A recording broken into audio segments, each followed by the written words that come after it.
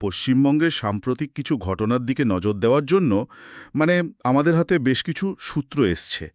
আজকের এই আলোচনায় আমরা চেষ্টা করব এই সূত্রগুলো থেকে যে ছবিটা উঠে আসছে সেটাকে একটু জুড়ে দেখতে, বোঝার চেষ্টা করব এর মধ্যে কোনো বৃহত্তর প্যাটার্ন বা ছবি লুকিয়ে আছে কিনা।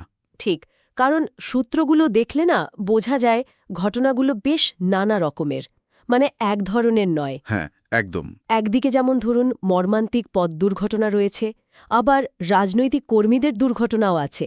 তেমনি পুলিশের বিরুদ্ধে ওঠা অভিযোগ, আবার মানব পাচারের মতো এত গুরুত্বপূর্ণ অপরাধ, বা ধরুন ভিন রাজ্যে বাঙালি শ্রমিকদের হেনস্থার কথাও সেগুলো উঠে আসছে। আর পুরনো রাজনৈতিক হিংসার একটা রেশও যেন। হ্যাঁ, সেটাও দেখা যাচ্ছে কিছু ঘটনায়। একদম। শুরুতেই যেমন দেখুন, এই ১১ই জুলাই মুর্শিদাবাদে জাতীয় সড়কে ডিউটিরত ট্রাফিক পুলিশ অফিসার রাজকুমার কর্মকারার ডাম্পারের তলায় পিষ্ট হয়ে যাওয়ার ঘটনাটা।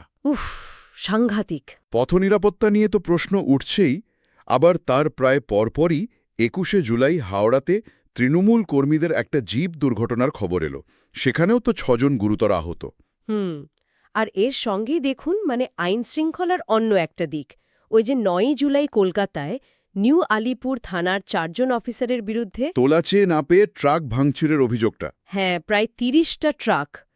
যদিও পরে সাসপেন্ড করা হয়েছে তাদের, কিন্তু ঘটনাটা তো খুবই গুরুত্বপূর্ণ, তাই না? খুবই গুরুতর। আর তার চেয়েও গায়ে কাঁটা দেওয়ার মতো ঘটনা হলো নিউ জলপাইগুড়ি স্টেশনে ধরা পড়া মানব পাচারের চেষ্টাটা। ওহ হ্যাঁ, প্রায় ৫৬ জন মহিলা। ভাবা যায় বিহারে কাজের মিথ্যে লোভ দেখিয়ে নিয়ে যাওয়া হচ্ছিল। আর ওই যে হাতে লেখা অদ্ভুত বার্থ নাম্বারগুলো। হ্যাঁ, ওটা তো চোখে আঙুল দিয়ে দেখিয়ে দেয় চক্রটা কতটা গভীরে, কতটা মনোজম। ঠিক। আর যখন এই ঘটনাগুলো ঘটছে তখন আবার অন্য রাজ্যে, যেমন হরিয়ানা, ওড়িশা, রাজস্থান, সেখানে আবার বাংলাভাষী পরিযায়ী শ্রমিকদের আটক করার খবর আসছে। বাংলাদেশি সন্দেহে তাদের আইডেন্টিটি নিয়ে প্রশ্ন ও হেনস্থা। অনেকের জন্য তো ব্যাপারটা একেবারে আইনি লড়াই পর্যন্ত গড়াচ্ছে। কিছু ক্ষেত্রে কলকাতা হাইকোর্টে হেবিয়াস কর্পাস পিটিশনও দাখিল হয়েছে, আটক ব্যক্তিকে কোর্টে হাজির করানোর জন্য আবেদন আর কি। তার একদিকে রাজ্যের ভেতরেই নানা রকম অস্থিরতা, আবার রাজ্যের বাইরেও বাঙালি পরিচয়টাই যেন কোথাও কোথাও একটা সমস্যার কারণ হয়ে দাঁড়াচ্ছে তো বটেই। আর এর সাথে যদি আমরা যোগ করি, এই বছরেরই মার্চ মাস নাগাদ মুর্শিদাবাদ, বীরভূম, মালদা, দক্ষিণ ২৪ পরগনা এইসব জেলায় ভোটের পর যে বোমা বিস্ফোরণের ঘটনাগুলো ঘটছিল। হ্যাঁ, মাঠে ঘাটে বোমা পড়ে থাকছে।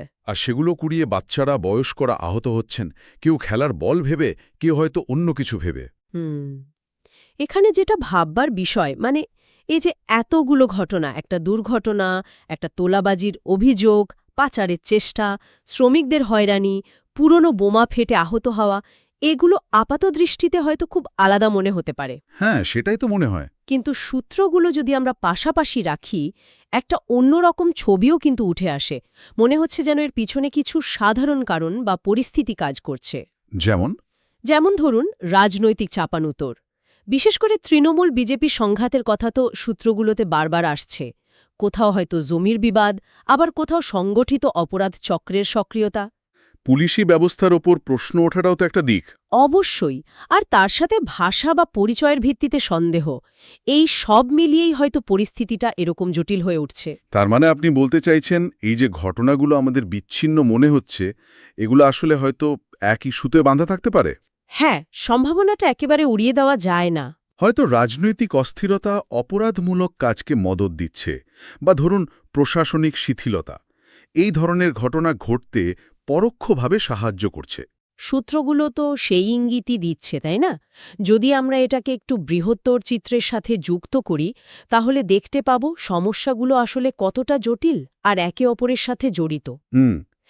একটা জিনিস কিন্তু বেশ পরিষ্কার বোঝা যাচ্ছে, বিভিন্ন স্তরের মানুষের নিরাপত্তা আর অধিকার নিয়েই একটা প্রশ্নচিহ্ন তৈরি হয়েছে।